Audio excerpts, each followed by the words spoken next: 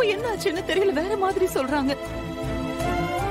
ஒருவேளை அவர் உயிரோட இருந்தா, ஐயோ அவர் எங்க இருக்காரு, என்ன பண்ணிக்கிட்டு இருக்காரு, அவர் ஏன் இன்னும் நம்மள பார்க்க வரல? எனக்கு ஒண்ணும் புரியல துளசி.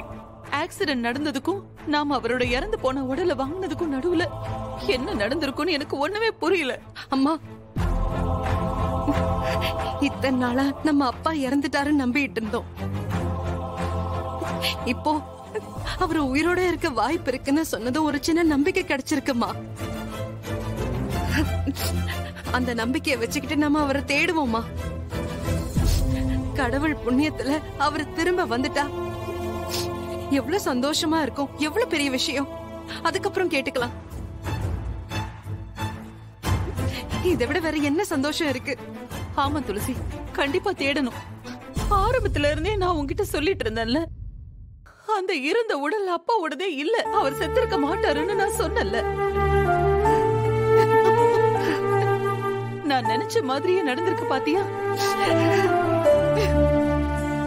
கடவுளே, அவர் மட்டும் திரும்ப வந்துட்டாருன்னா எனக்கு அதை விட சந்தோஷம் வேற எதுவும் இல்லை இந்த உலகத்துல.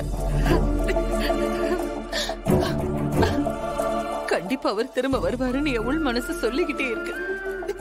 நீ நீ அழாதம்மா. ஆமாமா, நான் கும்பிட்ட சாமி என்ன கைவிடல. வெற்றி, வெற்றி.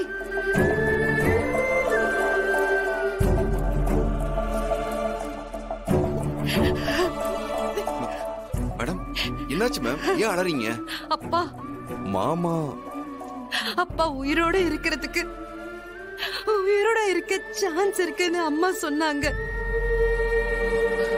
என்ன மேடம் நீங்க என்ன சொல்றீங்க?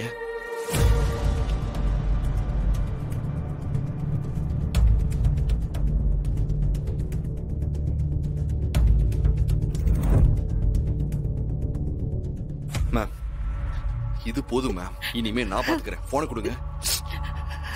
ஹலோ அத்தை. மாப்பிள, மாப்பிள, நான் இருக்கேன் அத்தை.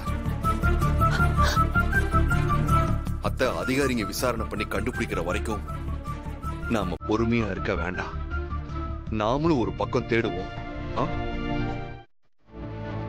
அஞ்சலி, ஏதாவது எக்கத்தப்பா வளர மாட்டி இருப்பாளோ? அஞ்சலி,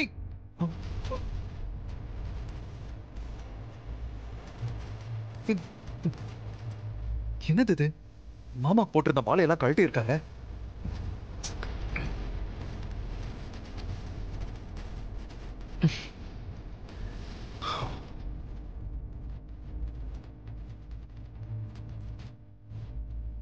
மாப்பிள, மாப்பிள கொஞ்சம் இருங்க. என்ன பண்றீங்க மாப்பிள? மாலை போடுறத கீழே விழுந்திருந்தது. வேண்டாம் மாப்பிள, வேண்டாம் வேண்டாம் மாப்பிள. இனிமே அவர் படத்துக்கு மாலை போட வேண்டாம், ஒட்டு வைக்க வேண்டாம், அவரை சாமியா நினைச்சு கும்பிட வேண்டாம். என்னத்த சொல்றீங்க? மாமா பாவம், அவர் கடவுள் கிட்ட போய் சேர்ந்திருக்காரு. அவருக்கு இதெல்லாம் செய்யணும்ல, அப்பதான் அவரோட ஆத்மா சாந்தி அடையும்.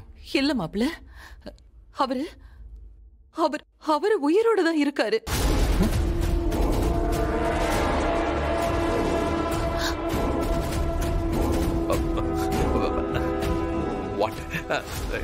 என்ன சொல்றீங்க அத்தை? ஆமா மாப்பிள, கடவுள் புண்ணியத்துல அவர் உயிருக்கு எந்த ஆபத்தும் இருக்காதுன்னு எனக்கு தோணுது. அது நீங்க சொல்றது ஒண்ணுமே புரியல எனக்கு. ஆமா மாப்பிள, அவரோட இன்சூரன்ஸ் விஷயமா பேச இன்சூரன்ஸ் ஏஜென்ட் 2 பேர் நம்ம வீட்டுக்கு வந்தாங்க.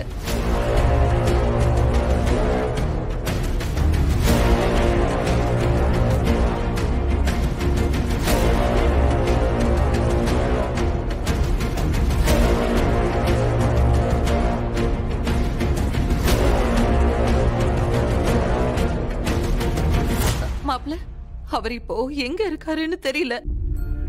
வெற்றி மாப்பிள்ள கிட்ட போன்ல விஷயத்த சொல்லிட்டேன். அவர் தேடுறேன்னு சொல்லிருக்காரு. நீங்களும் கொஞ்சம் தெரிஞ்ச இடத்துல எல்லாம் தேடுங்க மாப்பிள்ள. சரிதா, ஷூர்.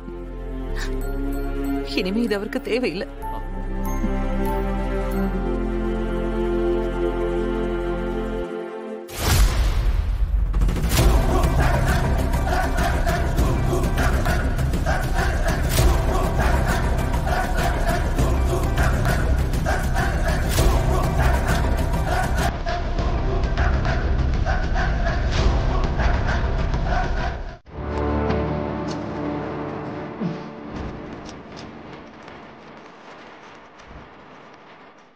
ச்சே, என்ன நடக்குது?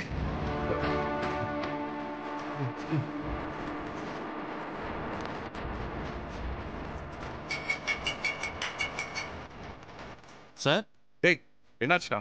சிவராமன் உயிரோட இருக்கிறதா சொல்றாங்க. அப்படியெல்லாம் இருக்க வாய்ப்பே இல்லை சார். டேய், நல்லா தெரியுமா? சார், நல்லா தெரியும் சார். சரி வை.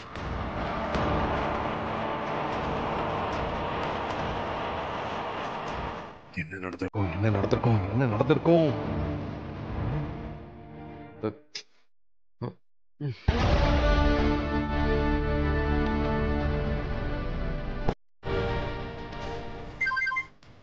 சார் சொல்லுங்க சார். டேய், சிவராமன் உங்க கண்ணு முன்னாடி தானே ரயில் அடிபட்டு செத்தாரு? ஆமா சார். அவர் உயிரோட இருக்கிறதுக்கு வாய்ப்பு இல்லைல்ல? அதான் பாடியை அறுத்து எரிச்சிட்டாங்களே சார். டேய், நான் கேட்கறதுக்கு பதில் சொல்றான். பாடி ஏதாவது மாறி போய் அந்த மாதிரி ஏதாவது? தெரியலையே சார். ஏன் சார், அவர் உயிரோட வந்துட்டாரா?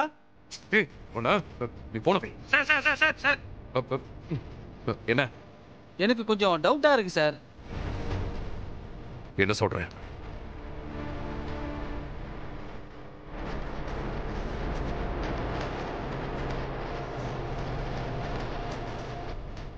டேய், என்னடா எல்லாத்தையும் இப்ப சொல்லிக்கிட்டு இருக்க? முன்னாடி சொல்ல வேண்டியதானே?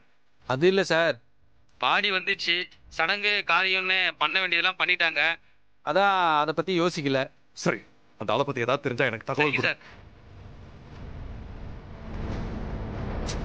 ஓ கேஷ், ஒரு பிரச்சனையில இருந்து தப்பிச்சா மறுபடியும் வேற ஒரு பிரச்சனை உன் முன்னாடி வந்து நிக்குத.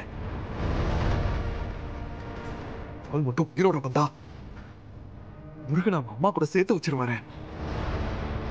அப்புறம் ஏன் நிலைமை? ஷூ, மொத்த சாம்ராஜ்யமும் அழிஞ்சிருமே. இப்ப என்ன பண்றது?